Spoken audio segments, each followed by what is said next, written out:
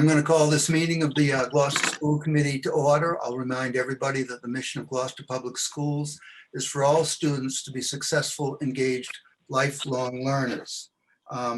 This meeting is conducted by video and audio in accordance with the state open meeting law, consistent with the governor's orders suspending certain provisions of the open meeting law and banning gatherings of more than 10 people. The meeting will be conducted by remote participation. We will not be having oral communications this evening or any public input. It's a special meeting. Maria, could we have a roll call vote for attendance from the school committee? Mayor Taken, Here. Ms. Watson, Here. Ms. Weason, Here. Kathy Clancy, Here. Mr. Favazza,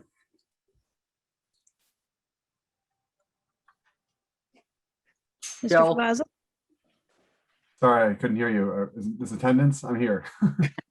yes. Chairman Pope Here. and Ms. Prince.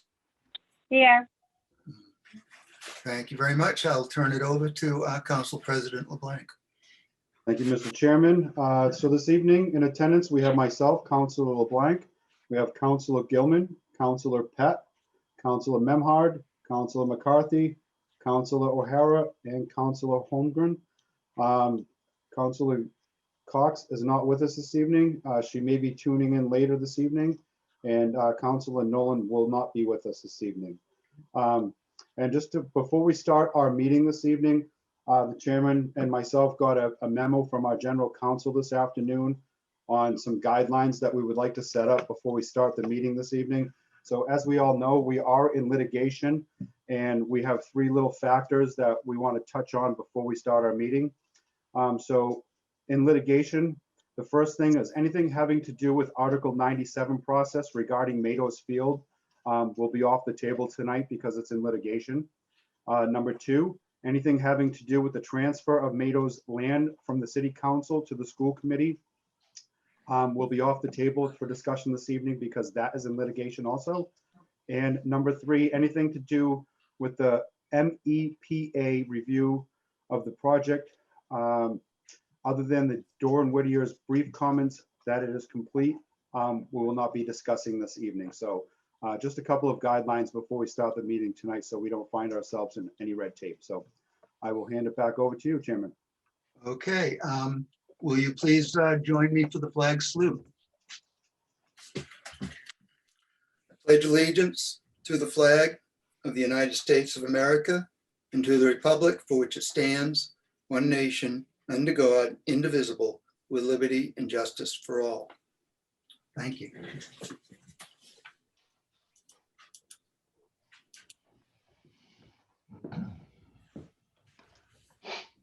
Okay.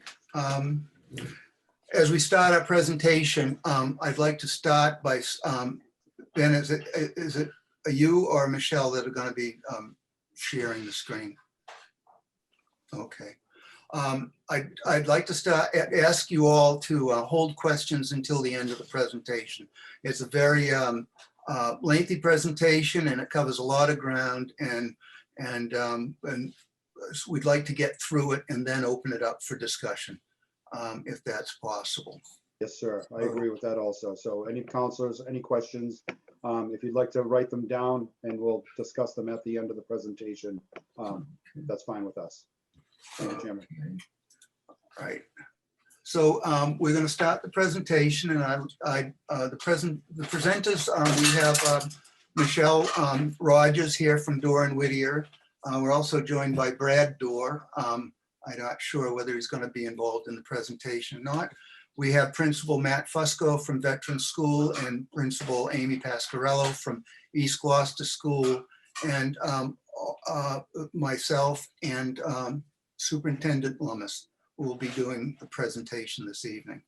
But there will be other people here available for questions at the end. So without further ado, Superintendent Lummis, you want to share your screen and start the presentation? Great, will do. Thank you, folks. Good evening, city councilors. Good evening, school committee, members of the public. Honored to be here to give folks an update on where the project is going. Can you see a picture of the school right now? Yes. Great, thank you. Just wasn't sure if I'd share the right screen. So I have a bunch to update you on because we've been full speed ahead for a while. And I want to make sure that while the most of this has been presented recently in some form, either school committee, school building committee, or traffic commission, we want to give the city council and thereby also the school committee members of public just a full update as we do from time to time with the city council. So we just keep going here. So tonight we'll cover a lot of ground, as Chairman Pope said. We'll give you a reminder of where we are now in terms of the timeline of the project. We'll update you on design development. That's the phase we're in now, both on design progress, but also the work that is ongoing with city departments and boards of commission.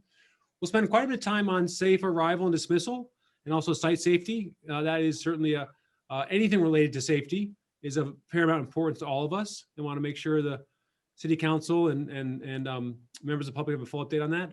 We'll give a quick update on swing space at St. Anne's.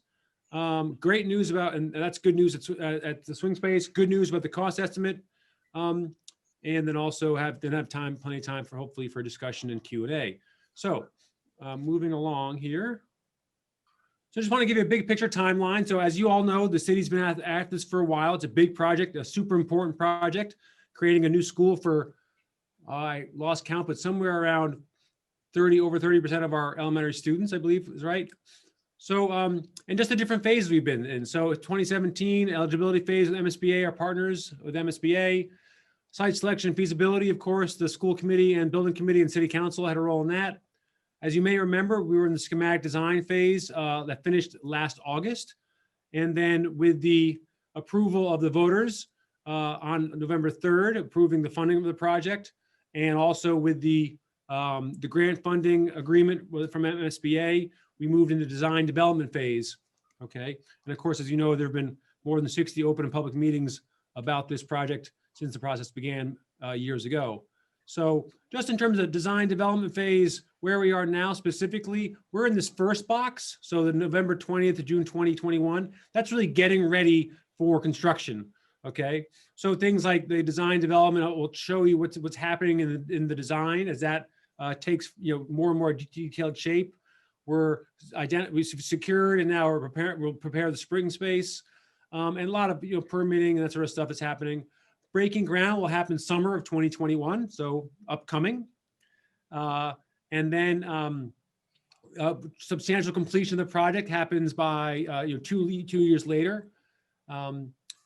Demolition will happen. Sorry, let me back up. Breaking ground and demolition will start this fall. So in the summer is when the site preparation and stuff happens, and then demolition happens in the fall.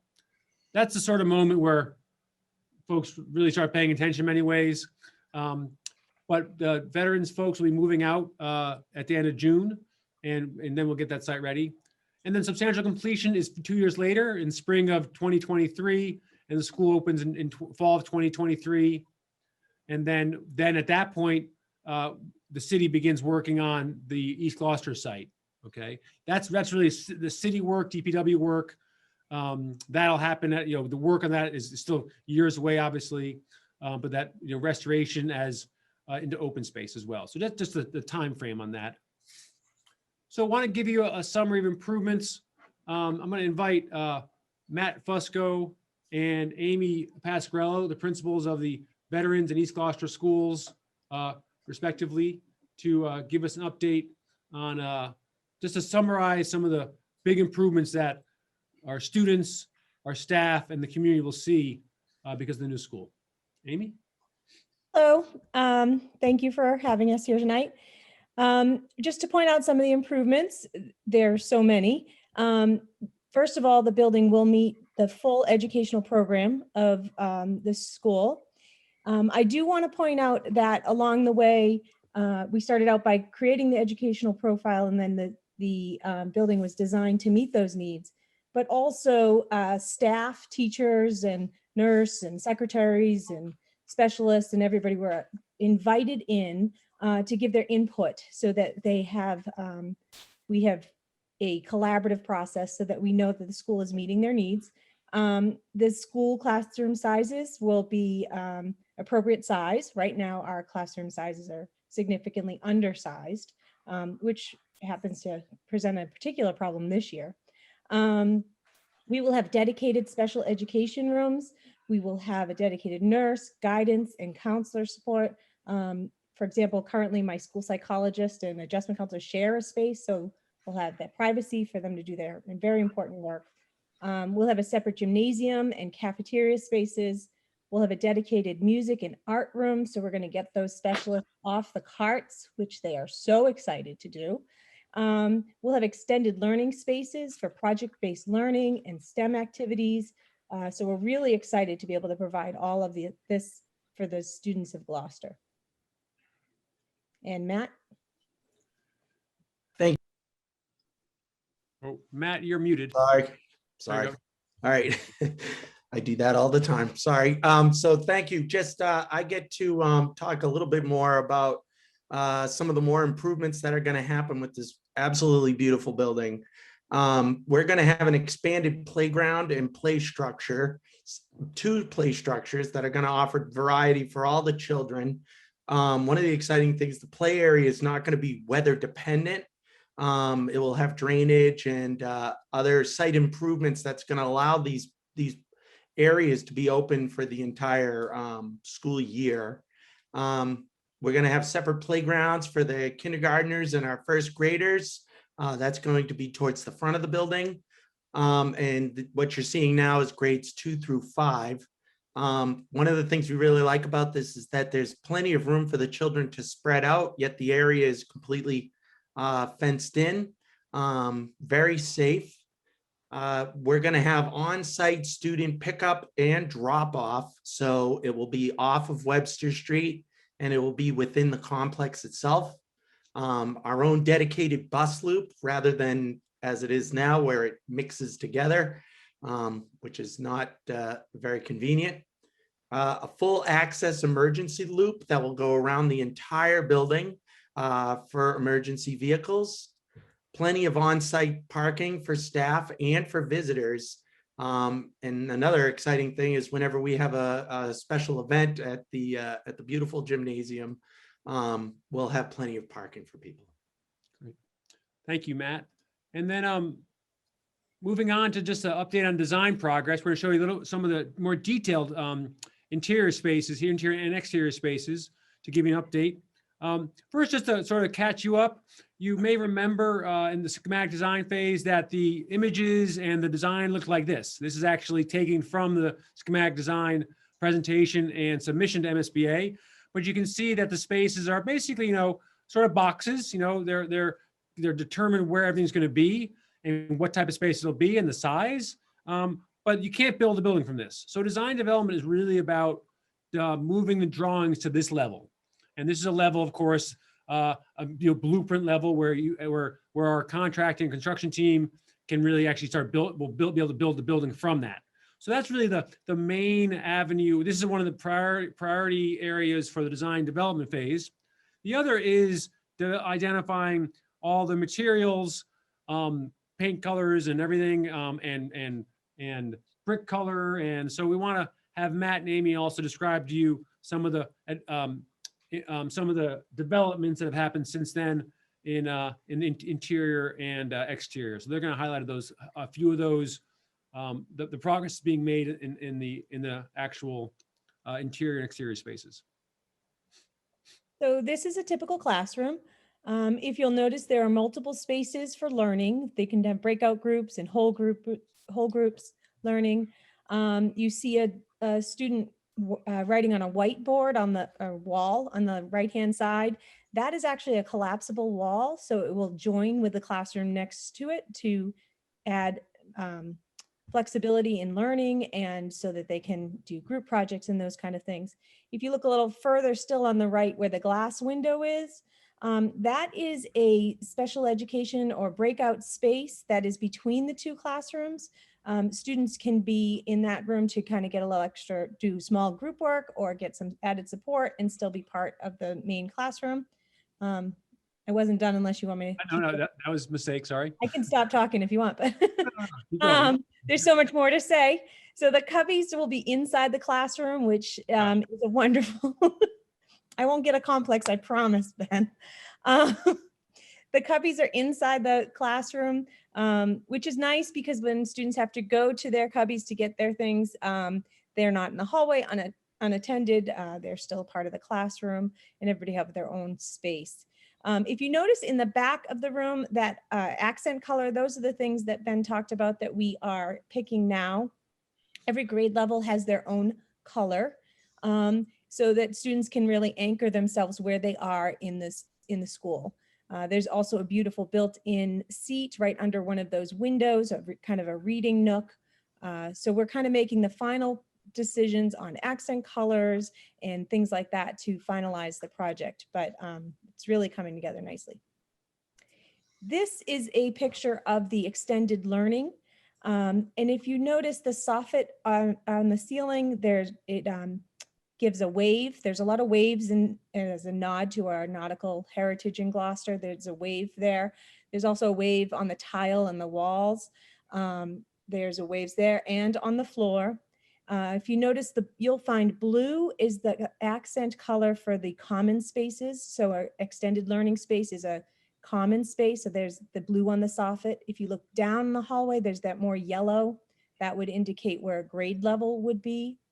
In the extended learning area, they have a sink so we can do some STEM activities. They have technology. They have breakout areas for small groups. This is really a tremendous asset to learning and will change how we're able to really do project-based learning. And this is our beautiful gym.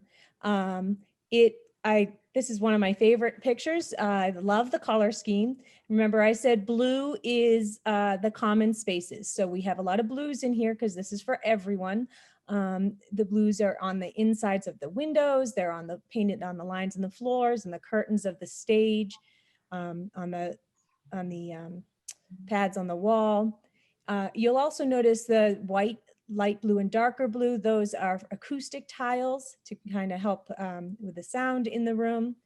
The stage is going to be a raised stage. It will be about 30 inches off the ground so that when we have performances, the audience will be able to see. The stage also has a ramp in the back that's accessible to the music room and will be a tremendous asset for the entire school. So just to add one thing, so if you'd seen a picture of this during schematic design phase, you would have seen the same room essentially. The gym hasn't changed in function or sort of in form, but you wouldn't have seen all the colors and the lines and the colors of the curtains and the colors of the acoustic tiles. So it's that sort of thing, as Amy was saying, that is happening during design development. And the amount of time we spent on picking which blues, and is it a light blue and a dark blue, or two light blues and then one dark blue, and the pattern, that has all been fun. All right, Matt, thank you, Amy. I get to talk about the exterior of the building. I am on the exterior design team that's been working here. So this is what it would look like as you pulled into the front driveway off of Webster Street. To your left, you'll see some more of the colors that Amy was talking about. I saw those in the hallway as well. These tiles, we've gone through a bunch of different looks since we started this. And so we've come up with the color scheme for the front, smaller tiles. But if you notice, it's in a bit of a wave. So we are keeping up with the wave theme.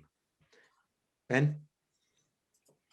So part of what the work we've been doing so far has been choosing the type of brick that's going to be used.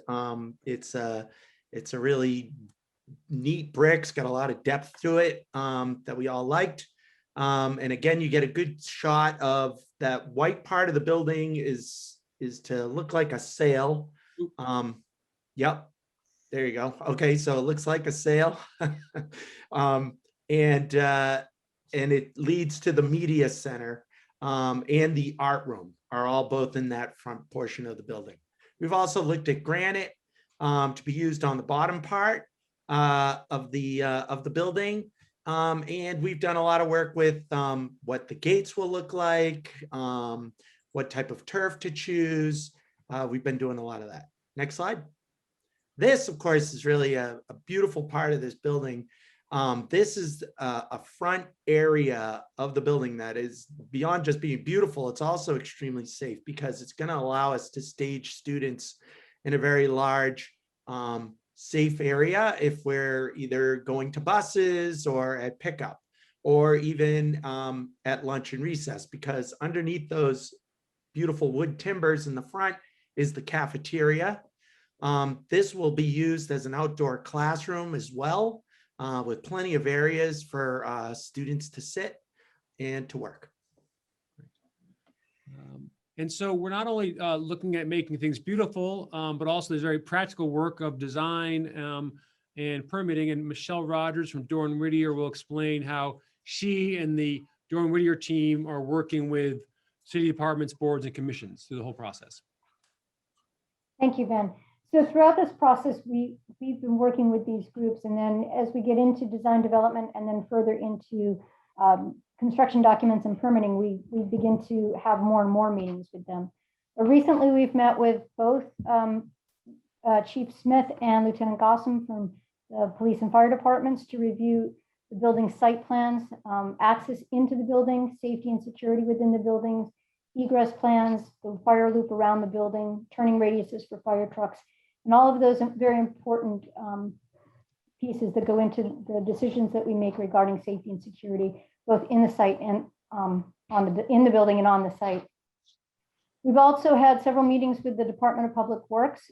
With them, we work with them to determine the maintenance of materials, what kinds of materials. We ask for their input for everything from paving materials to wall finishes. We've also worked with them to establish what the district's standards are for monitoring systems of the building and any of the proprietary needs that they have so that they can have our building coordinate with buildings and other systems that are already in the district. As Amy mentioned, we've been meeting several times with teachers, administration, department heads throughout the entire process. They were with us very early on when we started laying out the adjacencies of classrooms, and we come back to them as we move throughout this process. We've met with the director of food services, and we'll be meeting with them again in, I think, next week, actually, just to talk about how food service gets organized, where the cooking stations are, how all of that functionality within each space works. And then we take that and we implement it into our plans. We go through the building again with each of these departments before we complete the drawings. We're met with district IT, and again, to determine technology that works within our building as well as within any of the district standards. That includes communication systems and security systems throughout the building, any of the technology needs that the building might have. We look not only to today's technology needs, but we try to project into the future for those as well.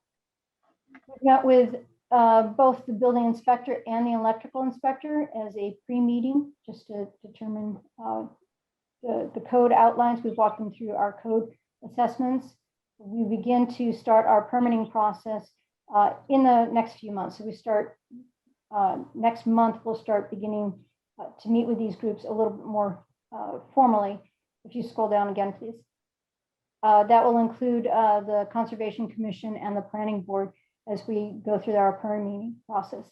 And we've done a presentation to the Traffic Commission, and we have some recommendations that we've put into the Traffic Commission. We're looking for some feedback about things that can happen not only on our site, but off our site too, that will help with the safety and security around the entire neighborhood and the major streets that connect to the site. Great. Thank you, Michelle. That is obviously a lot of work, and all the work, to make sure that it's city departments, boards, commissions are looking at the project from all angles, making sure it's progressing on time. So Jonathan, if you could help us introduce the next section here and also do the next slide too, that'd be great. Sure. As we develop our plan, we have control over the site, but we don't have control over the area around it. There's a lot of things that are going to be coming up that we are going to need to partner with the city to resolve, to seek out and derive the best possible solution to the problems that will arise. We know that traffic is a problem everywhere in Gloucester, and it's going to be a problem here, but it can be mitigated.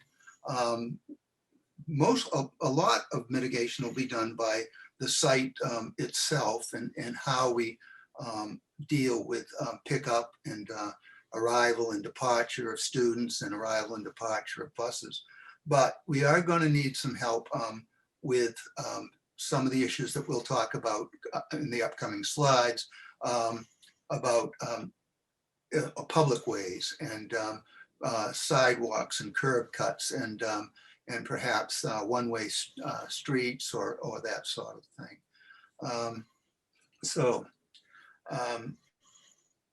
You want me to keep going on this? Yeah, just give us, just to help remind folks about what they've seen before and Yeah. just the process of working on traffic. We had a traffic study that we presented to the city council last April 14th. If anybody remembers that far back, it was a Zoom meeting. One of the beauties of Zoom, of course, is that you can go back and watch it again anytime you want.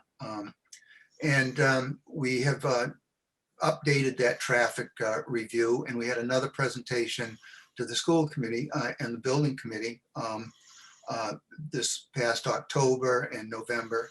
Then we met with the traffic commission in December. And we're currently looking for some recommendations from the traffic commission to help us make everything work a little smoother and a little bit better on the public ways.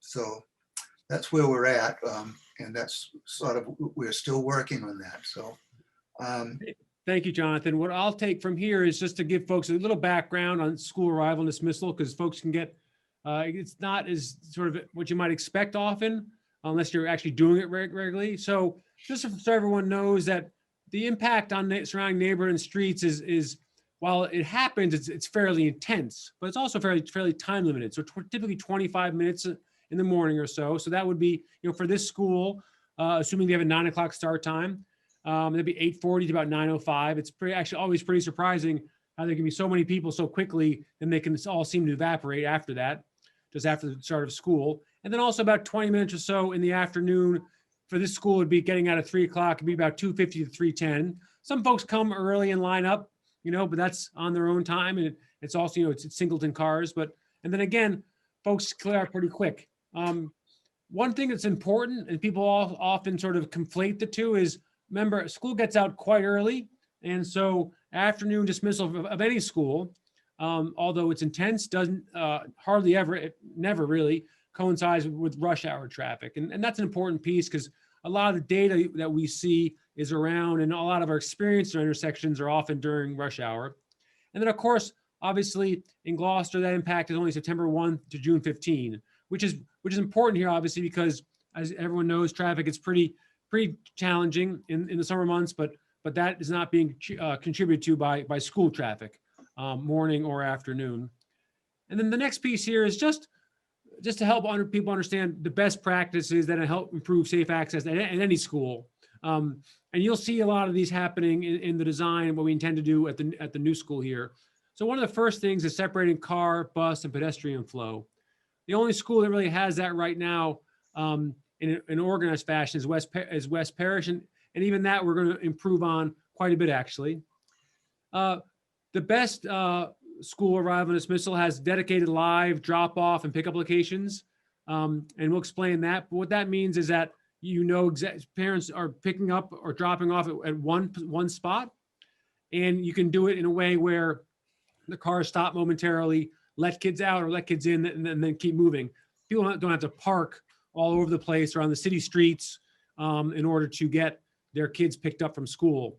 But those kids are brought right to their car door, essentially. Another really effective practice is encourage bus ridership and walking to school. And this is sort of an anomaly, but something we'll continue to work on and continue to educate folks. Actually, bus ridership, many folks don't realize, is better for the environment. you're getting a lot of cars off the road. That improves the city air and of course reduces traffic. And it has the added benefit of improving arrival and dismissal. So we like to get kids walking or riding bikes and also riding the bus. Those are the best ways and most effective ways to come to school typically. Doesn't work for everybody, we understand that. Another important piece, and this is related to the live drop-off and pickup, is sufficient queuing. So instead of having cars backing up onto city or neighborhood streets, like you have now at Veterans and at East Gloucester, you have the queuing off the city streets and on the school property. And we'll show how we're doing that here at the new school. You have to staff arrival and dismissal appropriately. And this is actually something that Gloucester does quite well, especially at places like West Parish and others. We have staff out helping people, either cross or manage their ways or guide buses, that sort of thing, guide families. Another piece is having ample parking. And this is something that's challenging at almost all of our schools, all elementary schools, except for West Parish, which of course is the newest school, but having ample parking on site so staff can park, visitors can park, and also you can park during events. And what that does, of course, if you have it on site, is get it off of the side streets and neighborhood streets. It stops people from parking in front of driveways, which is always a point of consternation. What's also really important, and we'll show you how some improvements can be made here, is have clear and redundant signage marking school zones, crosswalks, speed limits, and the like. And the other way that schools and cities do this is use traffic calming measures that are appropriate for the neighbors or surrounding streets. And those are a lot of different measures there. Some fit for on city streets, some don't. But that's another way that schools in the Commonwealth help make sure that school arrival and dismissal are safe. So we're going to show you a bunch of things. Ben, Oh, sorry. Ben, do you want me to talk a little bit about safe routes to schools too? Thank you. Yeah, of course, Kathy. Thank you. That'd be very helpful. Okay.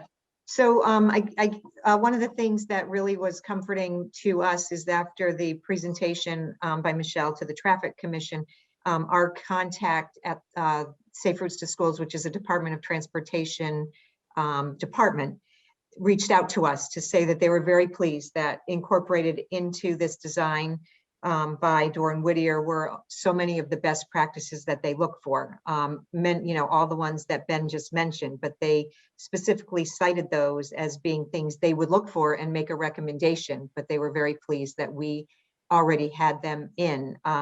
They talked about other things that they might suggest, such as raised sidewalks on Webster Street to make it slower for cars going by, to make sure people know it's a school zone.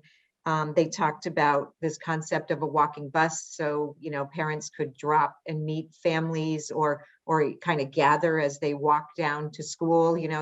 Who's farther away, they pick up another family a block away, and then you have I think community among the parents as well as another community among the kids. And I think in terms of our long-term goal, those are the kinds of behaviors that we think strengthen the entire school community and the connection to school. So not only does it, I think, help kids get to school safe and with friends, it really helps move towards that goal of a school community. And we know that that's one of the important things to keep attendance up and so many other benefits from a community and from our schools.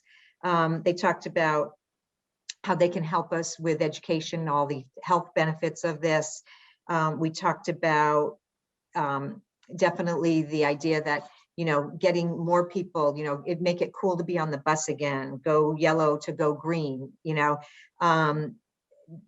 statistics such as one bus equals 36 cars, all these kinds of information that we can hopefully over the next, couple of years, make a lot of strides with our families across the district to hopefully get more people on the bus or get more people coming to school in different ways. They talk about it as arrival and dismissal, not drop off and pickup, totally change in mentality of how our families arriving.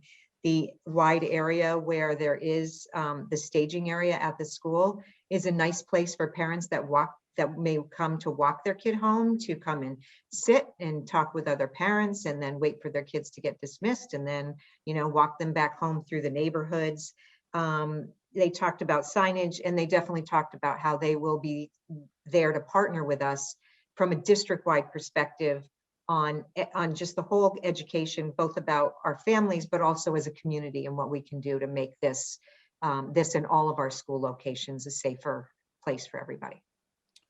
Thank you, Kathy. It's a good example of a partnership that can help us, do our work better and help make things better for both the families and students, but also the city as well. And it's just really great to have them be able to work with them. So we're going to show you, Matt and Amy will go through some of the existing conditions because there are actually some very serious challenges at Vets in East Gloucester right now, which the new school will remedy. So I'll first hand it over to Amy, and she can tell us how things are operating at East Gloucester these days. So thank you. At East Gloucester, we have a significant parking issue. We have about 40 FTE, full-time equivalent staff members and 28 parking spaces. So that is not nearly enough. My staff has to park on the street, down the block.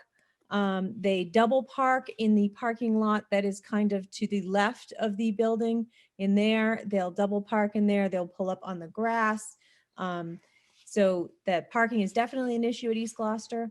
For arrival and dismissal, the parents line up on Chapel Street and the students are dropped off or picked up.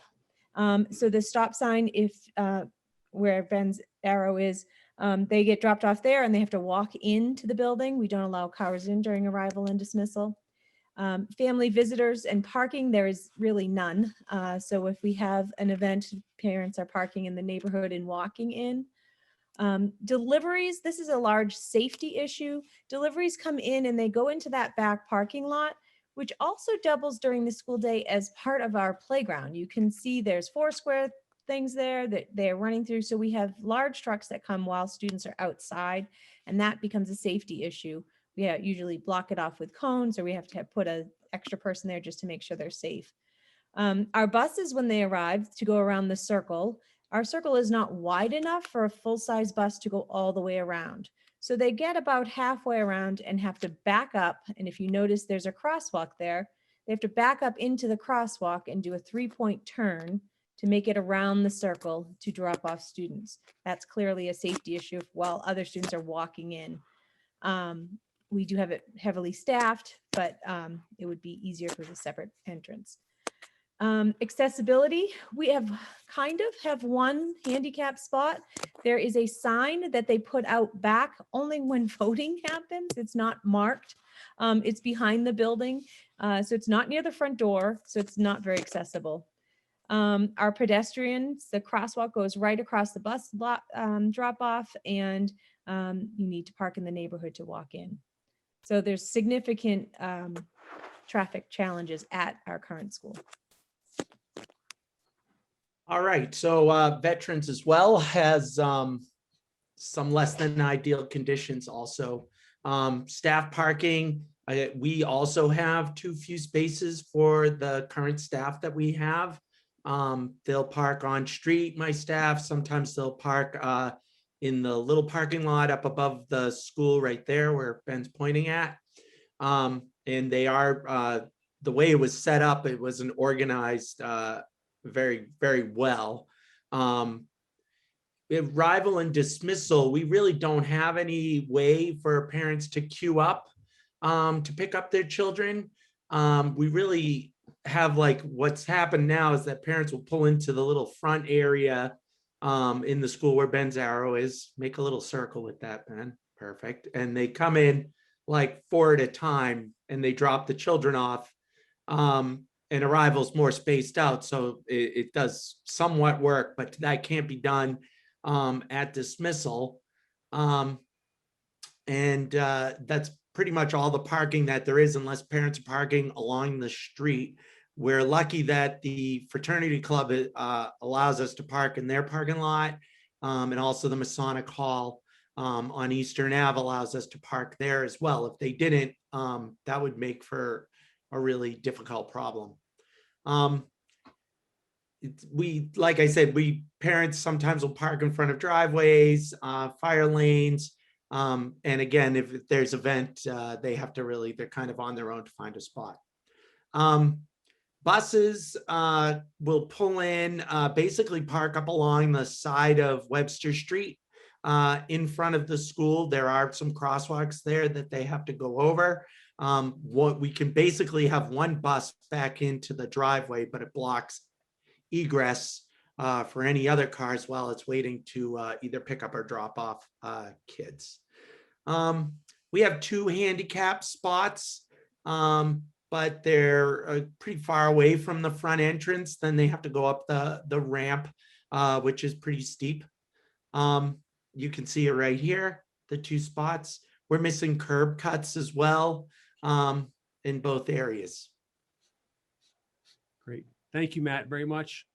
So another thing, so there's also access challenges in terms of safe signage. So if this is heading east on Eastern Avenue, and if you're traveling east, you take a left on Eastern Avenue.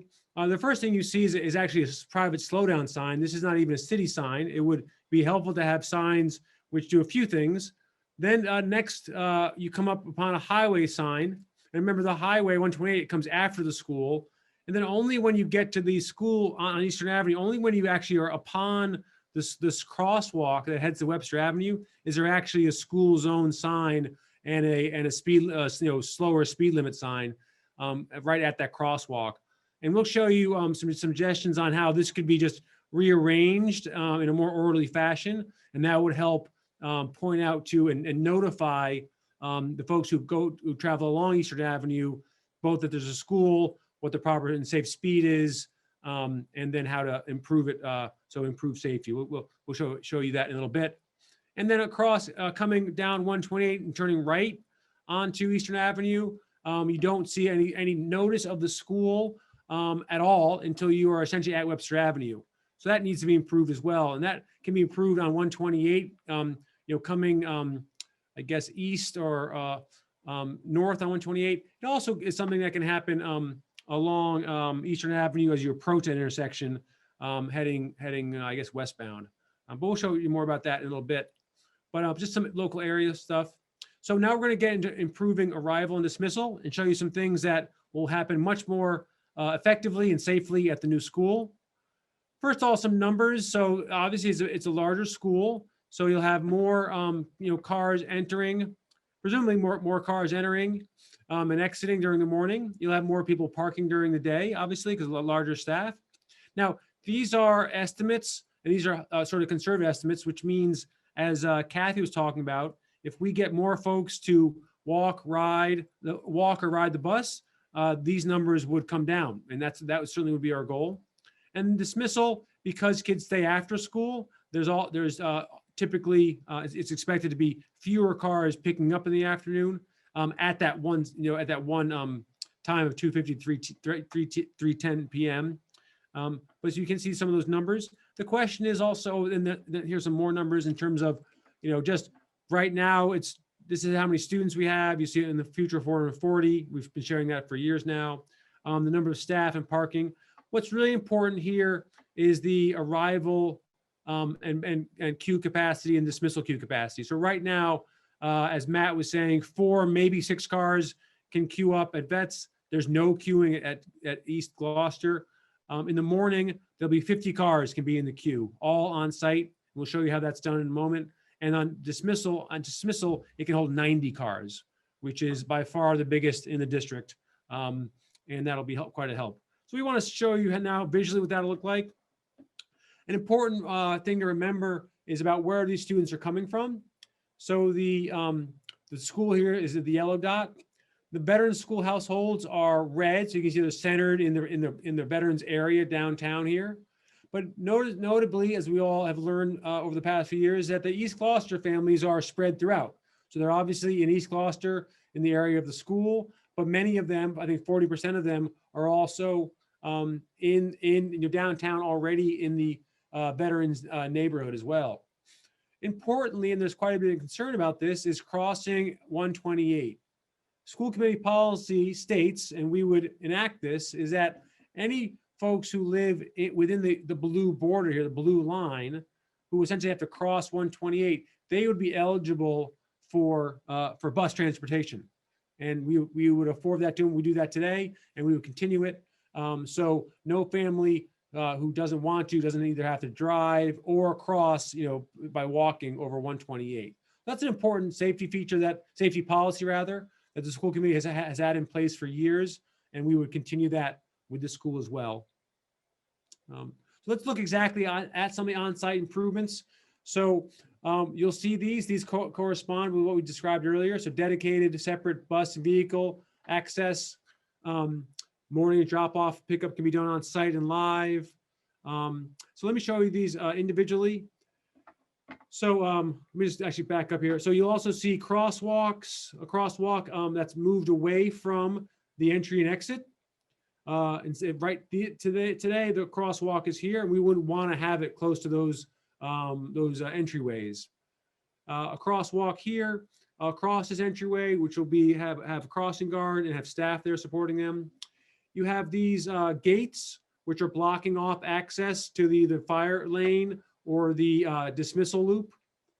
So those are safe during the day. No cars can get in this area where students might be during the school day. So let me go through the arrival loop. So what's helpful is we are going to add a right-hand turn lane. So as cars come in the morning, they can queue up in the blue line here, and that has 50. They loop back here, 50 car capacity. And the live drop-off means that 8 cars are dropping off at one point. If you've ever seen how the West Parish, they run it very well. West Parish, 8 cars will move up, all unload at the same time. They all depart at the same time, and then the next 8 cars move up. So it's not 1 car at a time, it's 8 cars or so. Sometimes you can squeeze in a little more if they're small. And that's how that moves quite, when it's staffed and organized and folks are educated, moves very quickly and very efficiently. The next addition here, because folks will line up more in the afternoon, is we've extended the vehicle capacity in the afternoon dismissal beyond and around the back playground for 2nd through 5th graders. Importantly, this will be their safety bollards around this whole place. These cars are typically stationary, are moving very slowly, below 5 miles per hour. We'll have crossing here if necessary for kids to get back there. But typically we like to hold students until dismissal is gone before they run out to the playground, that sort of stuff. And that'll take staffing to make sure that that's all handled safely. But these cars will be going very, very slowly by design, but also by necessity, because they will be stacked up preparing for pickup. And the last piece here is the bus loop. So as we said before, really, really important to separate the car traffic and the bus traffic. And this is an improvement upon West Parish, where you actually have 2 separate drives. There are separate loops at West Parish, but here there'll be separate drives. That's a big improvement as well. Some folks have asked about the elevation and the pitch of the bus entryway. So this is Webster Street on the bottom here. This is the entry into the vehicle parking lot. This is the entryway into the bus loop I just showed you. This driveway is about 105 feet long. It's quite level for the first third or so, and then goes down, slopes downward of 5 feet between the 52 to the 47. And that covers about 66 feet of linear feet. That grade there is about 7%. It's steep for that pitch, but it's a relatively extended pitch, and in terms of safety, in terms of access, in terms of buses, no problem at all. They will be affecting the grading here to make sure that's a safe entryway on all levels. So just wanted to share that with you because some folks have asked questions about it. And then very importantly, as Michelle talked about, is the ladder truck turning radius. So this has been worked out with the fire chief early on. So in any emergency, these gates are opened and a ladder truck or any fire or emergency vehicle can get around to any point or any access in the building, any doorway, and make sure that this any emergencies being responded to quickly and effectively on all parts of the building. So then there are areas that are off-site and will need improvement. And this is where Jonathan was talking about earlier, where we can make all the changes here that are on-site, as I was just describing. We control those, but we will need the city council's help, and city department help in order to make these improvements, which will adjust some of the work, some of the situation off-site, which we've talked about. Let me go on to those. So the first one would be at the end of Webster Street. So this is trying to improve the flow of cars coming down Webster Street and to Eastern Avenue. So you're looking down Webster Street to Eastern Avenue right here. And we're recommending and we'll be asking for to make 2 lanes here at the bottom. One is a right turn lane, one is a left turn lane. And as you can imagine, that'll make the right turn lane go quite easily and make sure the left-hand lane is dedicated just for left turning. And so those cars don't get backed up. And that'll improve the traffic flow onto Eastern Avenue and make the whole process work more smoothly for not only those who are attending the school, but those who live in the neighborhood who need to travel down Webster Street, either at arrival or dismissal. Another area is just about the no parking zone. So this is outside Veterans. This is Webster Street along this way with Eastern Avenue on the right corner here. Currently, there's a no parking zone where the red line is. And we are recommending, design team, the school building committee is recommending that no parking zone be extended when the new school is there. This goes back to the crosswalk where the crosswalk will be. And then, of course, the no parking zone will be added because we add that right turn lane I just showed you. This could happen just during school hours. This could happen just during the school year. That's really for other folks to think through. Traffic Commission can make a recommendation on that. DPW can support that, but it doesn't have to be just no parking, all the time. But certainly could be no parking during school times, during the school year, that sort of thing. So some options there. A few other areas, and then relocating the crosswalk, which I mentioned, which would go up here as opposed to where it is currently. And that moves it away from the entrance and exit ways of the parking lots. Another area of improvement that we are recommending and hope we can get help from the city on is really providing advanced warning and providing better signage, really. So this is along Eastern Avenue to warn drivers of school-related entering and exit is the school zone and school-related traffic that's entering and exiting. Be sure we clearly designate the area as a school zone, and that would allow the appropriate school zone signs, perhaps in traffic calming devices and speed zone changes, particularly during school times, and speed limit and signal controls as well. And as folks know, these days there's a vast array of colors and blinking things and show your own speed that can help, that do help quite a bit on roads, especially where their schools are. And that would be along Eastern Avenue, also on Webster Street as well, and perhaps even on 128. So folks get, what they don't get now is, full advance notice that they're entering a school zone and there's a school close by, and there could be school pedestrians. So all those proper signage and proper locations would be helpful quite a bit. And those are some of the things that we would be recommending and want to work with the city on. In terms of timeline for those offsite improvements, important to start doing that design work this upcoming year. The planning and scope for what it would be, what signs, where, what it costs, is electricity needed, any curb cuts that might be needed as well.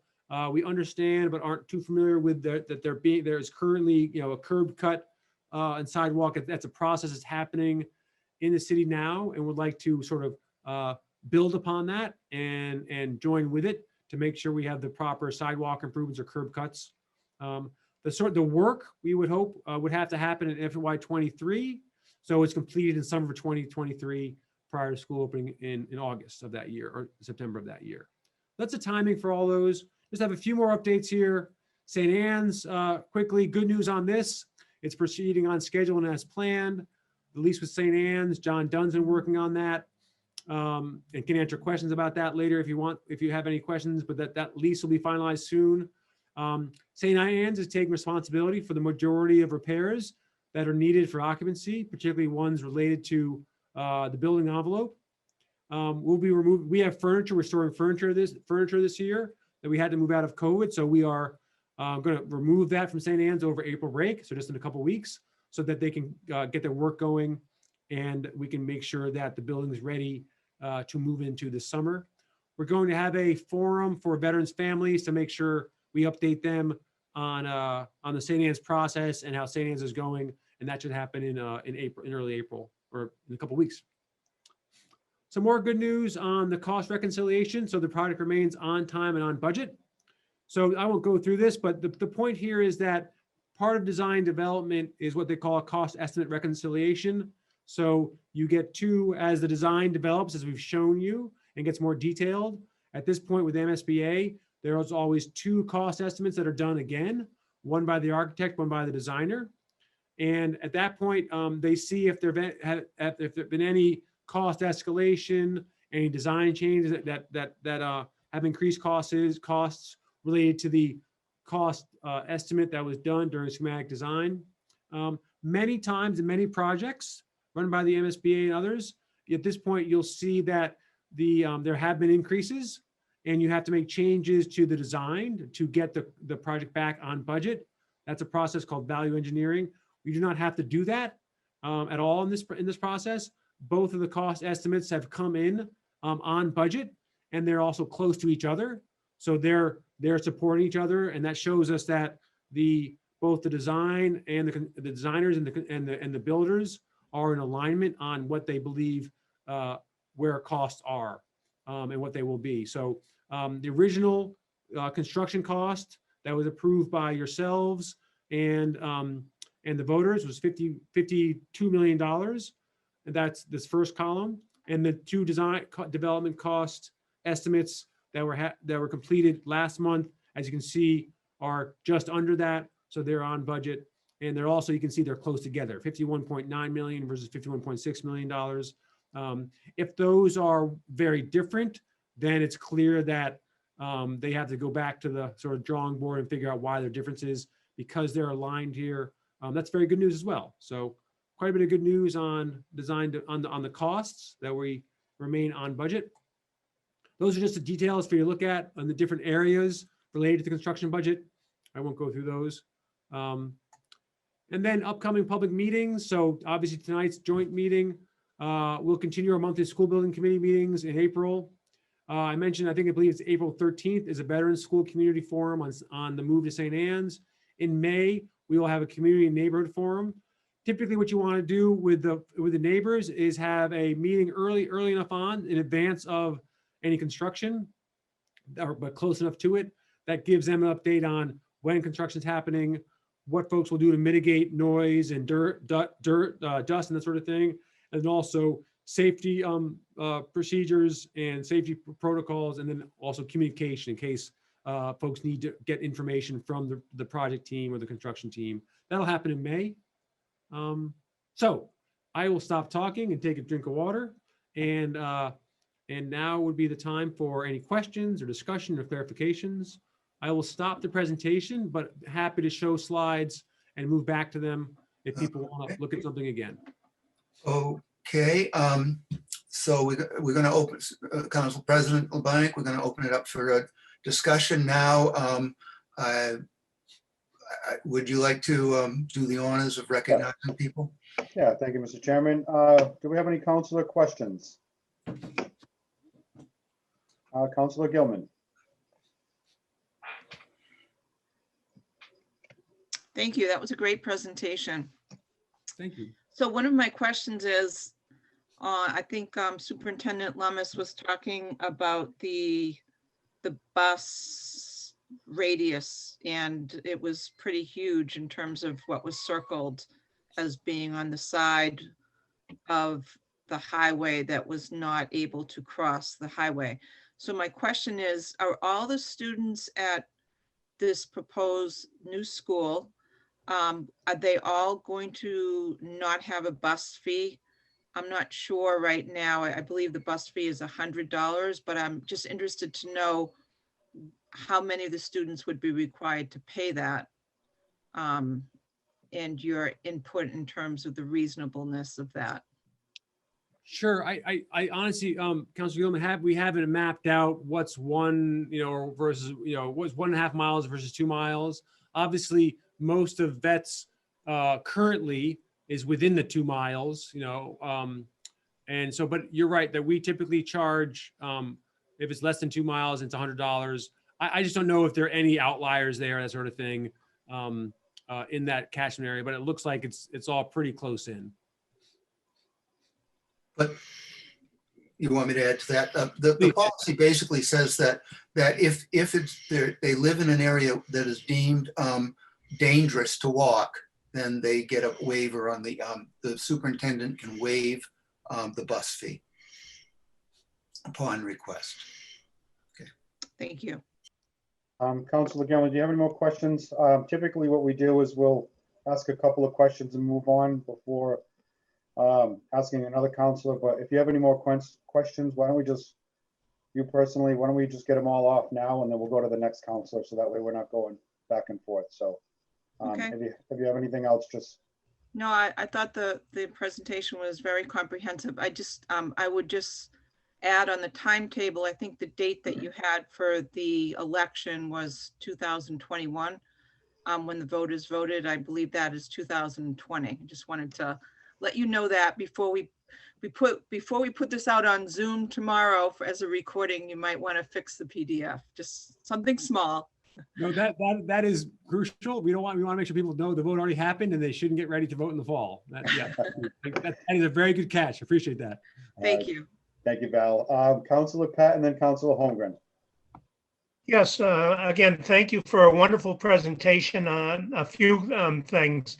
I think the point that Chairman Pope just made is very important, that the superintendent has the authority to waive the $100 fee and that would be for any of those students. My understanding is that that's the policy, and please correct me if that's wrong, that any of those in that catchment area allowed by that blue would be, would be allowed to apply for that waiver. And I would strongly suggest that the school committee, the school department, work with the East Gloucester residents to make that point available, and known to them, and then also to work with the downtown, mostly Ward 2 residents, to talk about like the Safe Streets programs of together of carpooling, if you want, or community grouping. So you have the two different, aspects of things. Second of all, when you were talking about having the community meeting for the Ward 2 downtown residents coming up this month, I would encourage you and see if you have a way of, because one of the questions Chairman Pope has asked was of both Councilor Memhard and myself, was how we can, get the word to the surrounding residents about, photographs for construction damage, et cetera, that we take a look at the assessor's map of who owns what property, and maybe try and get, number one, not only the property owners, but in many cases, especially downtown, there are residents that are in these buildings, and those are the people that are going to the school. And hopefully you can get them together on this meeting to explain everything, and also have a way of getting the contractors access to be able to get the photographs necessary to ensure that there's not damage done to properties, et cetera. So I would hope that you could sort of work on a plan between now and that meeting, which I don't know of the date. I didn't see a date, it just said April. But hopefully we can get everyone involved at that same time. And even though it'll be a complex, process, I think that'll be a good time to address that, both of those issues. Thank you. Absolutely. I think that's I couldn't agree with you more on that one. Both what Councilman Pett is talking about is just, in any larger project like this, there's a buffer zone to which that the construction team will take photographs and assess, and then look at, structures to make sure that if there's, there's no damage from drilling is unlikely, but any compacting, that sort of stuff. And there's that communication and outreach to families, which we need to be doing.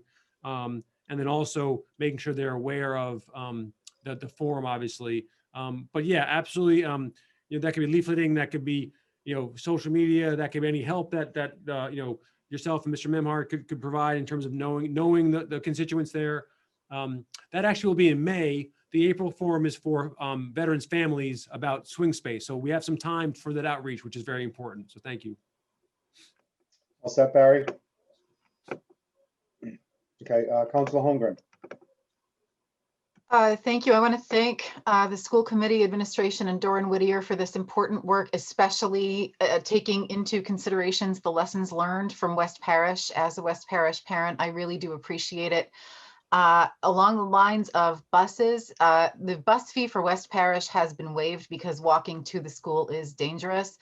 I feel it would be disingenuous for the city to charge a bus fee at all for busing students to this school.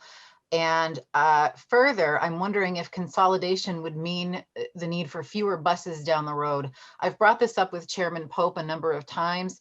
I am thinking that waiving the fee, although I know we have bottom lines to meet, and I know that we're very concerned about money, especially now, would incentivize more parents to send their children on the bus. So that's something to consider, and something I really hope you do consider very carefully. Thank you. Thank you, Jen. Councilor Memhard, did you have a question? Okay. Councilor McCarthy. Yes, I'm concerned about what we heard tonight about off-site improvements. I'm wondering if there's been any estimate as to what the cost of this might be. I would have thought this would have been predictable in the traffic analysis in the beginning, especially the third lane and the eliminating parking on Webster Street, as well as the infrastructure improvements that we're going to have to make. I do agree with Councilor Clancy that there has to be a concerted effort to have more people take the bus, because I just think it's going to overpower that neighborhood if we don't. Does anybody have an answer on any cost estimates of the off-site improvements that were brought up tonight? Michelle, has your team looked into those, the signage? We have not, because we can't add that to our budget. Our budget is restricted by on-site and what it directly affects. So the curb cuts that are directly connected to the sidewalk improvements and the crosswalks are part of our budget now. But anything that is off our site is not included in the MSBA budget. And I also think, Ben, that we need to have, some consensus on what those improvements are. And then once we've gone through the proper channels on that, right, with traffic commission, et cetera, then we can go and perform those estimates. Okay. Thank you. I'm sorry, I was on mute. Councilor McCarthy, anything else? No, I would just ask that we, get that stuff to the council.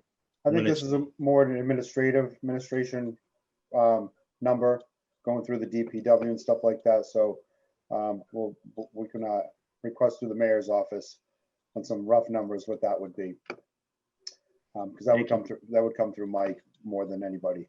Councilor O'Hara and then Councilor Memhard. Thank you. I just curious, as far as from the traffic count, has the 80 staff members, how they will play into this contractually? Staff members have to be there 12 minutes before school, and they leave 5 minutes after the bell rings. So I don't know how that's been projected as one question. Steve, how would you, because I do have a number of questions, would you like me to? ask all or just wait for answers?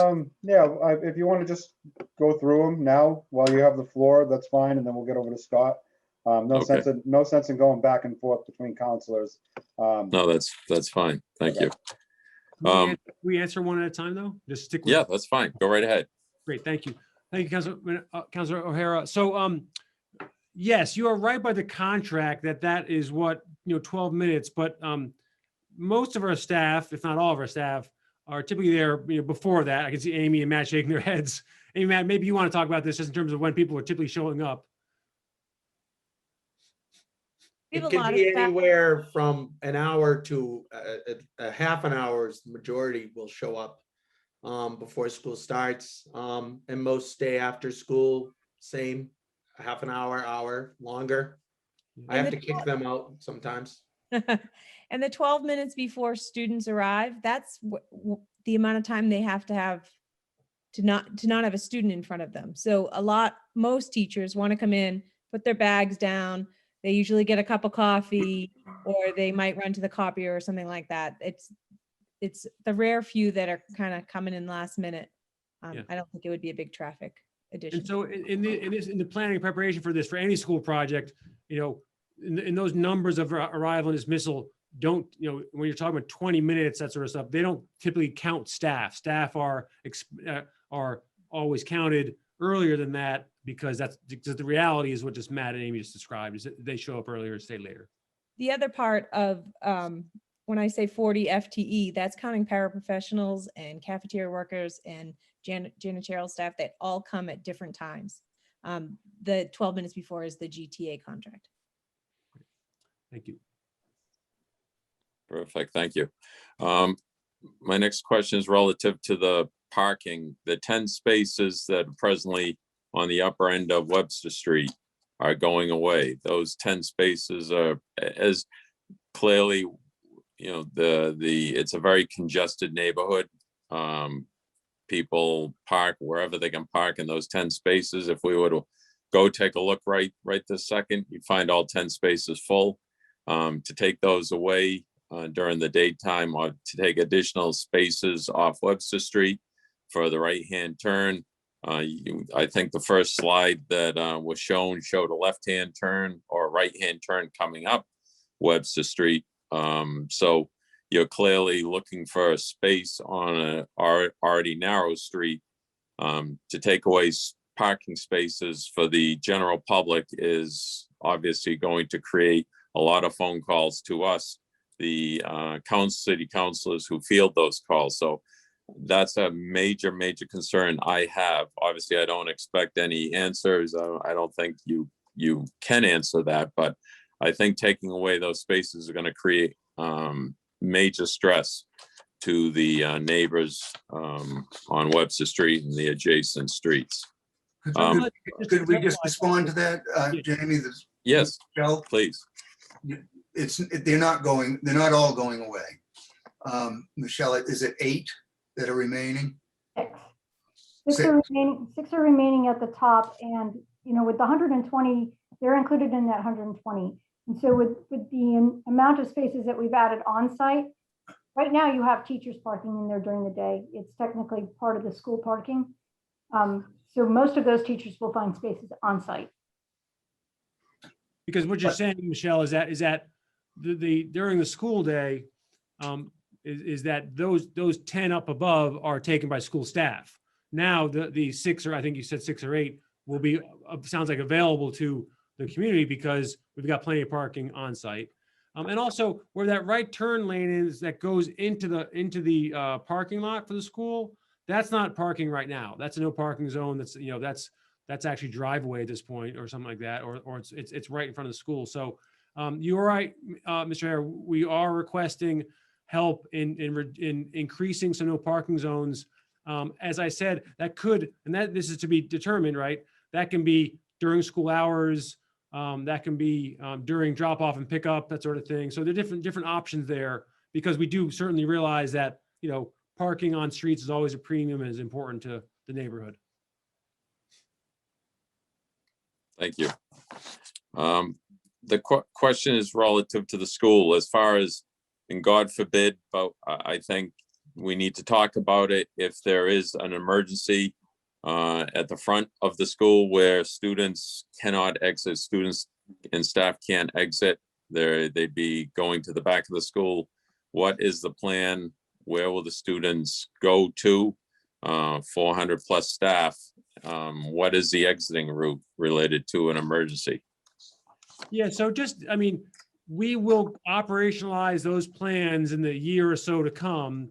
I would never broadcast those security and safety plans aren't shared publicly for reasons. And so I wouldn't share those here as well. But I do want to assure the committee that as we have in every single school, you know, evacuation routes, evacuation locations, safety plans for every type of safety concern you possibly raise, everything from intruders to animals to medical emergencies to earthquakes. Literally, those are in all of our safety plans, safety emergency plans, and they will be developed and reviewed by the police, by the fire, like they are every year, and approved by them. So that's something we're confident we can do well, but just wouldn't share that publicly about what those routes are and that sort of stuff for obvious reasons. So presently and I understand your logic, but there is a plan. There is obviously in the design stages, there is a plan, a route for these children and staff members to go. Yeah, we don't have that as of right now. We just haven't gotten to that part of the process, but we will be doing that, and it'll be done and completed well in advance of the school going online. And it will be done with fire and police, as it always is. Terrific. We live in New England, tight quarters. Is there snow storage area on the property? Obviously, we've had a very mild winter this year, but the average winter comes with a lot of snow. I don't know enough about snow storage to comment on that. I don't know if Michelle or Brad do. I should not. I don't know myself. I think that's just about with anywhere in the city. Wherever we can put snow, we'll put snow if it's a bad winter. Yeah. Typically. Yeah. So we have met with the DPW and we met with them very early on. We also know that this parking lot is used by the neighborhood during the snow emergencies, and that this is one of the first places the cars would park there. And so we know that there's some difficulty existing right now getting snow out of there. The future is probably to take it all off site, as you're currently doing for a good chunk of that snow area now. Terrific. That's fine for now. I'll let Council Memhard speak. Thank you. Thank you, Jamie. Council Memhard? Sure, thank you. Thank you all. Thank you to the school committee and the building committee. This is clearly a beautiful facility that we'll all look forward to being a part of in our community. My specific question this evening, just as a follow-up to issues that Councilor O'Hara and Councilor McCarthy have raised, and also the Traffic Commission.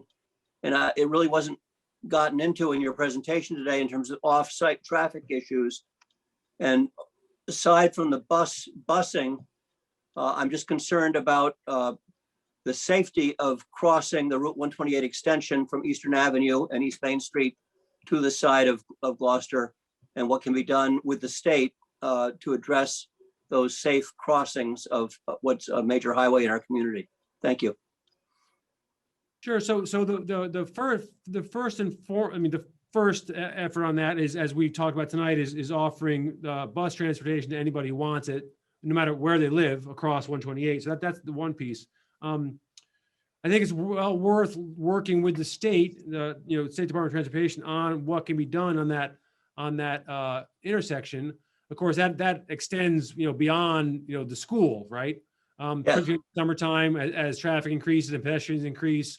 But that's something that we'd be happy to work on with the city, DPW, the state, obviously, because any benefits that the city, any improvements the city can do at that intersection benefit the school, obviously. So I don't know if there are any specific recommendations, Michelle, that you traffic engineers have talked about or concocted, but I know folks would be open ears if there are some specific ones that the city could do. Well, can I tell you that Councilor, through the chair, Councilor Barry, Pat came to my office and we discussed some, he was bringing up some issues that just alone that when you want to go push the button, either set of lights, you have to go in practically, you have to cross the street to go in the street to push the Right. button for the lights to turn red. So we're working on the state to put it actually a button on a sidewalk that's closer so you don't have to cross. That's one thing. We're still working on to make sure that the trucks don't go down Eastern Ave. So we're working on that one. And remember that we're working on them. That's going to be for everyone. So that's not just because of the school, but as the school, we get closer to working with the school and the school is going to be open, we will work with the traffic commission and everyone else is to look at the traffic flow again, because then Wayland will be full. Cameron's will be full. We can understand the traffic. We can understand what's going on. If we have to do like we did in East Gloucester, one way, we'll work with the neighborhood to make sure we'll get the signs that's all out there. And we'll also get some crossing guards in the beginning to make sure people will know of the changes. So if it's one way on Webster Street going up in the morning, like we always do, then we'll make sure, we'll have a police or a crossing guard there to actually remind people. The same thing like we did with St. Anne's when we had to do, West Parish had to be at St. Anne's and we had to, Smith Street's very tiny. We will work with the people, the wards, and we'll get that done. Thank you. Okay, any other councilor questions? Councilor Gilman? A little slow in hitting my mute button, I'm sorry. So I have just a follow-up question. Although it's been close to 10 years since I was on the school committee, I vividly recall that we didn't allow students to cross over the highway. That was part of the reason why we had the no pay requirement for the bus. Is that not the case anymore? Because having an elementary school student, even a fifth grader, hitting the button to cross 128 is just not something that I would feel comfortable about. We encourage them to take the free bus. I'm not sure we can require them to. I'm not sure that we can make a rule that says you've got to take the bus. But if we make it free and we make it accessible and the timing is good, and then we just hope it works. Matt, you have something you wanted to say? I don't know of any students from veterans that are crossing that way. No, none of them are leaving the school and going that way. That makes me feel good. That was my recollection, and as a parent, that would be a concern. Thank you. Thank you, Councilor Pat.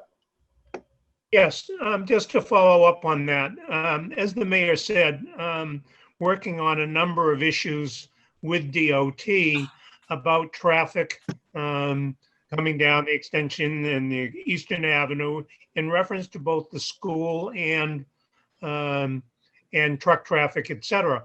The idea of getting the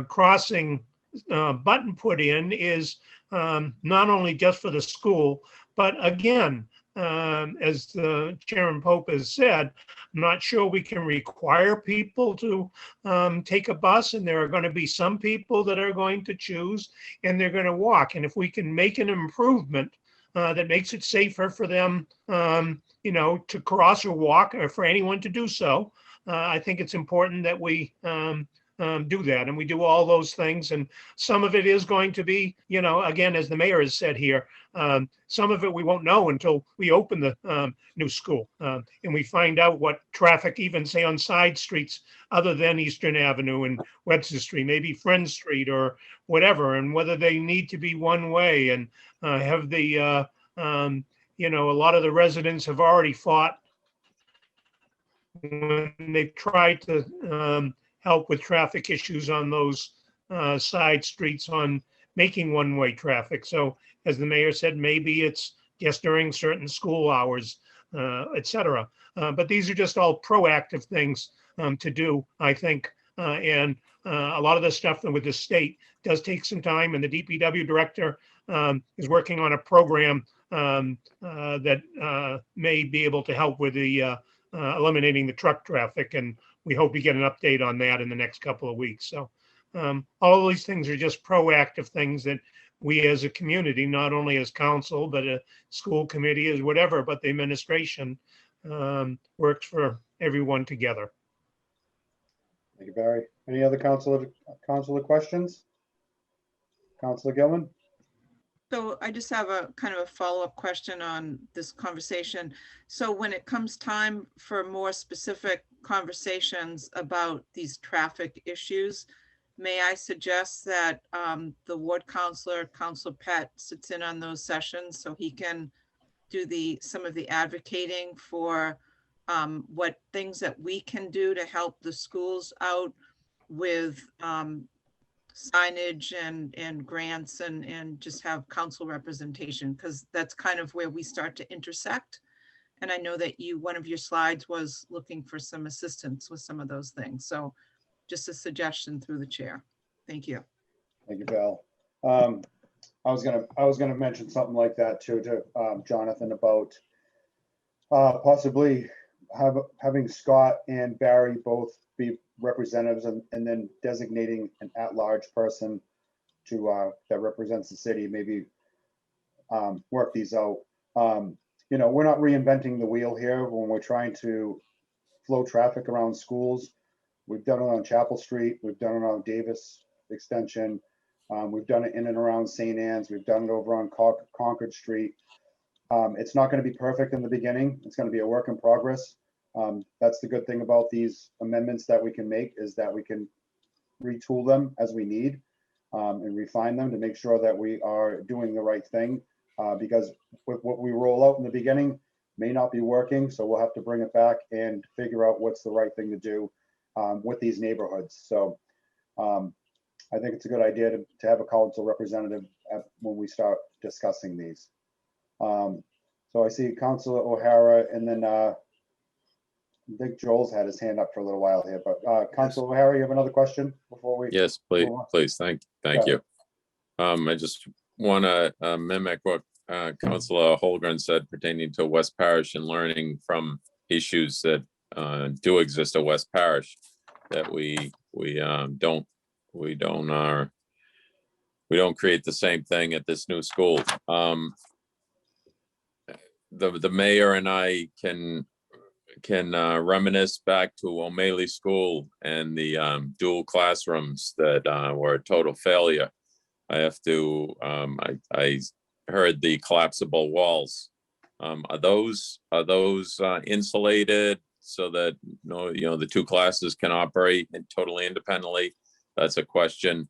Obviously with COVID, does the school have, and is there any design? Obviously designs are changing with the pandemic. Are there any plans to modify anything? Because there is anticipation that things are going to change drastically. And my final question is pertaining to, and this particularly happens in the afternoon, parents and children. Typically, some parents and children will go to the playground, and how, when they exit the school, how can that be incorporated into the queue, so to speak, where a parent goes off with a child to the playground? Thank you.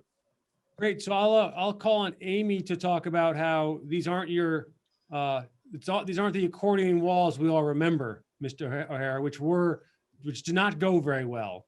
She'll explain that. And if Michelle, if you can explain about the HVAC and how that's adjusting. And then Matt, if you can talk about, the type of way we can work with students and control in terms of making sure they get to the playground safely in the afternoon, that'd be great. So Amy? So I'll admit I was leery of the collapsible walls at first, but I am told these are not your grandmother's collapsible walls. They're well insulated. They are easy to move, and they are soundproof enough so that you're not hearing the class next to you. But what it does do is it gives that ability to collaborate and to move around and do project-based learning. Actually, you mentioned COVID, and I know you want air quality, but with that, it would give us extra space to spread students out if we open the wall. So there's so many reasons that it would be great, and they're not the old fashioned ones that kind of would get stuck when you slide them. They're well insulated and they can write on them. They're the walls and like a whiteboard. So I was sold on them. Michelle, can you help us understand any changes that you guys are enacting because of COVID and hopefully no future pandemics? Sure, and I just want to piggyback on what Amy said. So those walls, they're acoustically sound, they're sealed at the top and the bottom. They're made for this kind of environment. We know that, the past, people would either even leave them open or keep them closed, and they were failures. We've had these working in other schools now, and people love them. They open them up and they create groups in teaching between classrooms, which is currently occurring over at Veterans, where they have groupings of classrooms that circle through and teach in that way. And so this allows a variety of teaching methods to occur, not only for today's methodologies, but as you're moving forward with the school. As far as the HVAC system, it's going to be, or it is, designed as the most sophisticated system currently. So the air exchanges are, I believe, 2.2 to 3.5 total air, 100% air exchanges within the classrooms per hour. In larger spaces, it changes over a little bit more because you have more people. So the air exchange is 100%. It's cycling through.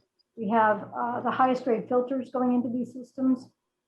And within all of these spaces, the classroom spaces, there is currently the operable windows. We tend to say that the actual HVAC system is more efficient and works better if you don't open the windows, because now you're getting the full air exchange and you're getting clean filtered air. So if you keep the windows closed, you're getting the good air coming through. But we know that protocol has been to open the windows. So if you have to do that, you'll be able to open those windows.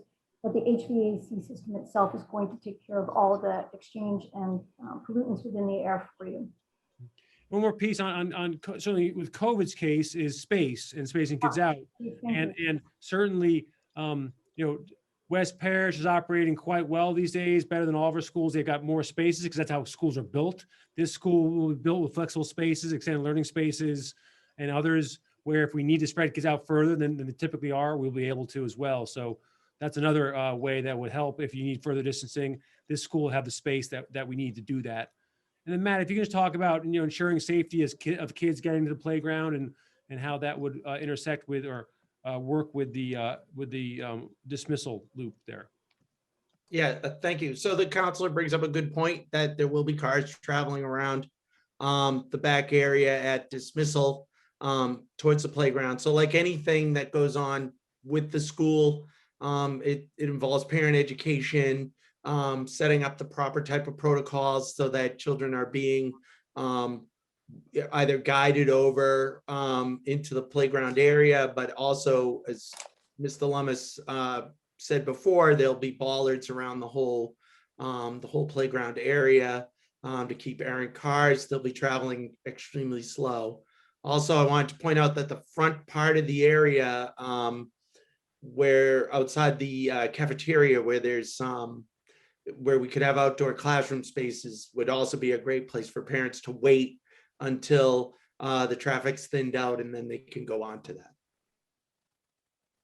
I also want to mention the gates that go across through the solid gates. So as soon as the queue has gotten short enough that you don't need that loop, you can close that gate and then let the parents and the children go back to the playground area safely. That gate will keep the cars from coming into that area. I suspect that would be a fairly short amount of time that you'd have cars going around that back area. As soon as that became smaller, then you could just close the gate. It's all about getting to know the situation. All right, Jamie, any other questions? Thank you. Okay. Jonathan, I know you said earlier in the beginning that you had a limited screen, but I think Joel had his hand up. For Yeah, quite a while. no, Joel, I think the school committee All right. should have the opportunity to ask questions. And Joel had his hand up for quite a while. So, Yeah, Joel? no, I must have misunderstood. I thought the school committee and the city councilor were gonna have like a conversation. So Councilor O'Hara had asked a question a while back, and I thought it would be, good for some school committee input on that. But if that's not how this is going tonight, I can talk to him offline. So thank you, but it's okay.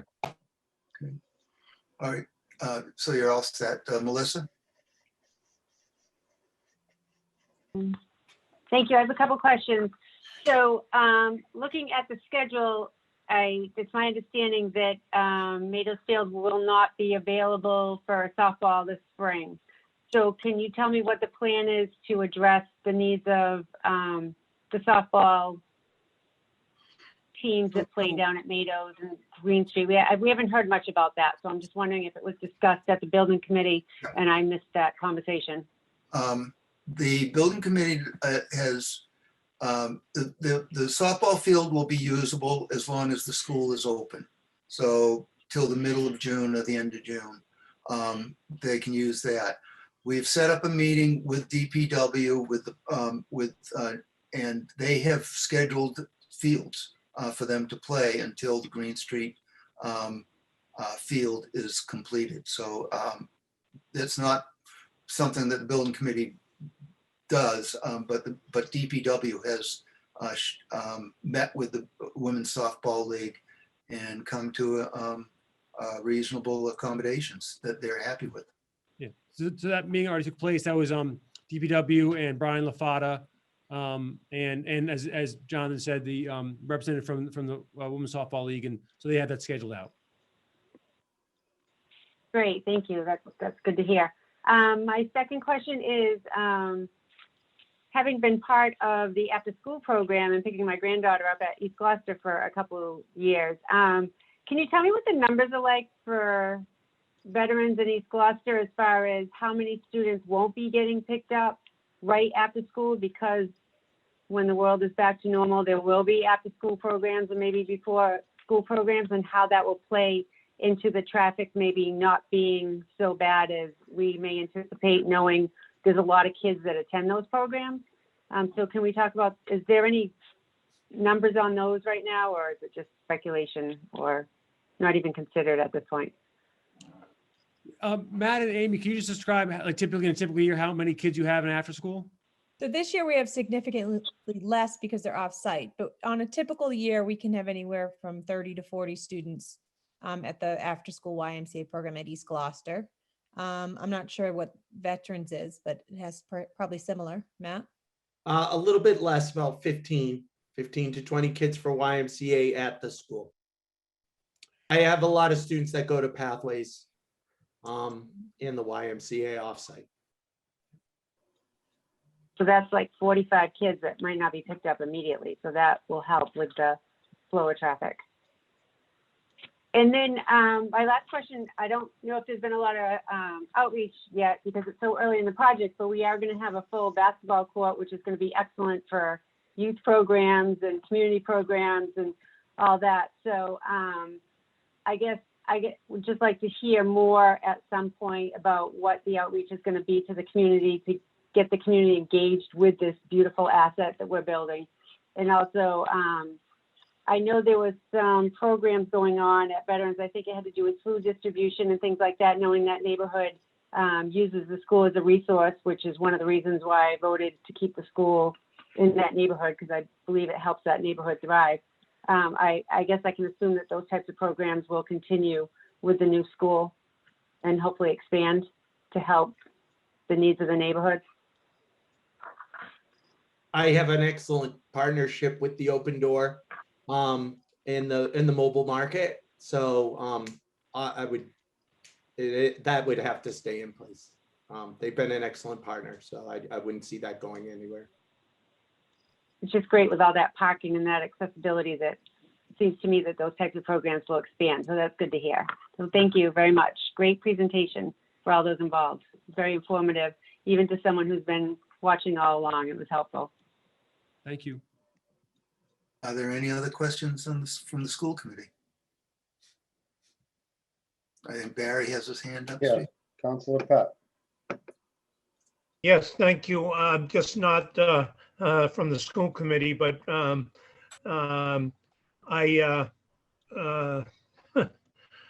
I'm sorry, I just totally lost my train of thought. Okay. Oh, I'm sorry, just totally lost.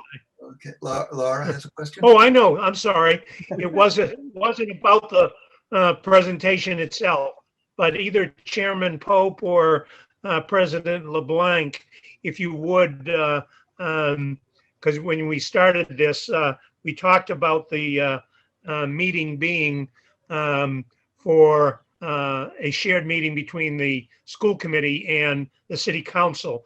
And although the public is obviously we're happy to have them attend, it's not for public commentary or questions. And I see that we have 19 attendees and it's at least one hand raised. So I would just like either the council president or the school committee chairperson to reiterate what this meeting was scheduled as and that it was not for public commentary. Thank you. Thank you, Barry. I think you did a fine job of just explaining it right there.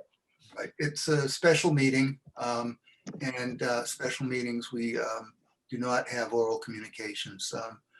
As we go down the road, we will try to have more community input as things progress, and we'll have opportunities for people to people have opportunities at every regular city council and every regular school committee meeting to communicate through oral communications, and that is their privilege, and we'll also try to have another community forum probably sometime in May, I think. We were talking about it, but that isn't formulated and I don't have a date yet. Laura had her hand up. Thank you, Jonathan. And thank you to everyone for this great presentation. Sort of a small detail now that I'm seeing different views. I'm assuming that the work with backyard growers is going to continue. Where would those gardens be in this current layout? Can I take, so we have two locations for those gardens. We have first graders and second graders are located off the front next to their playground. So that we have boxes in that area. And then in the back, we have the upper students. Yeah, you have to go to the more updated plan. So I don't think you're going to see them here. Nope, you're not going to see them there. I can, yeah, so they are to the right, if you go to the bus loop there, they're about in the center, just to the right of the playground. Here. So you mean over here where my? Yeah, go to your left. Yep, they're in that area for the kindergarten and the first graders. And then in the back of the school, they're between the two sidewalks that go out. Yeah, no, come down south a little bit. Oh, here. Between those two sidewalks, there are several boxes back there. We've sent the plans to backyard growers, and we've been working with them to determine the size of the boxes and the number of the boxes that are needed. And we've done some solar studies to determine if where we're putting them is appropriate location for the kinds of things that they're growing. Great, thank you. Thank you. It's a great program.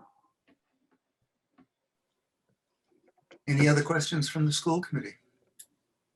Comments? Steve, anybody from you? Anything? Any more council questions, discussion? Okay. All right, seeing none. Before we wrap this up, I just want to thank Chairman Pope and the school committee for organizing this evening. Superintendent Lummis, Amy, Matt, Brad, Melissa, Maria for getting this up there, and John for being on the call. Very quiet tonight, John. Thanks for attending tonight, being on the call if anybody needed any questions. So, but great presentation. We're looking forward to it. And I think this is a well-deserved school.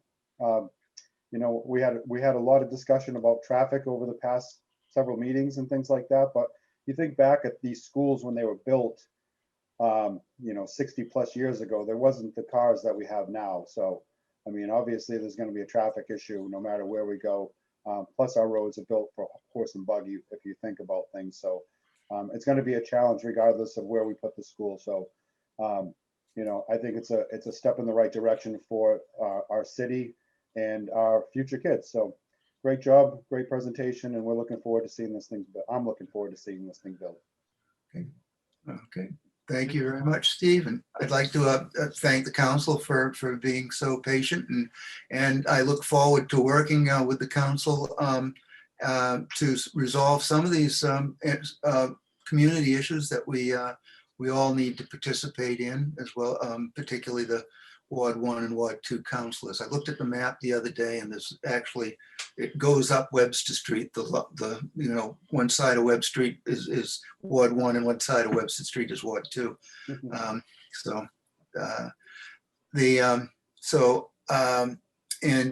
I know that the council has many other issues that they'd like to discuss with the school committee, and Steve and I are going to work on setting up another joint meeting in the beginning of May. So Joel, you have some? Yeah, I would just hope, you know, and plan that joint meeting that we could actually have a meeting that feels like a joint meeting where we discuss with the city council instead of just kind of volleying off questions. I'd like to have a conversation with the city council, you know, between all the school committee members and all the counselors.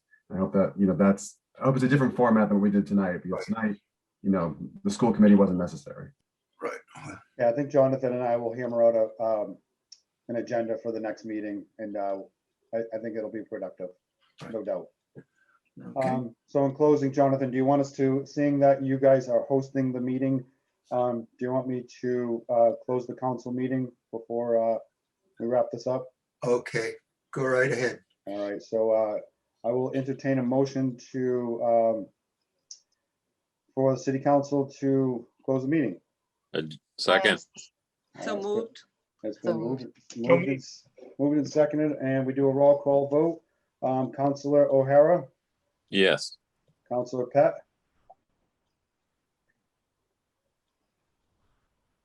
you there, Barry? Yes. All right, Councilor Gilman, Yes. Councilor Holmgren, Yes, and Yes. thank you, everybody. yeah, Councilor LeBlanc, yes, Councilor McCarthy, Yes. and Councilor Memhard. Yes, thank you all. Good night. Thank you, and the city council is adjourned. Okay, and I'll entertain a motion to adjourn the school committee meeting. So moved. So moved. Second. Okay, Maria, could we have a roll call vote? Mayor Taken, Yes. Ms. Watson, Yes. Ms. Weason, Yes. Kathy Clancy, Yes. Mr. Favazza, Yes. Chairman Pope, Yes. and Ms. Prince. Yes, good night, everybody. Thank you for an awesome meeting. Night. It was good to Thank see you, guys. everyone. Night, everyone. Good night. Thank you so much. Good night. We'll see you all soon.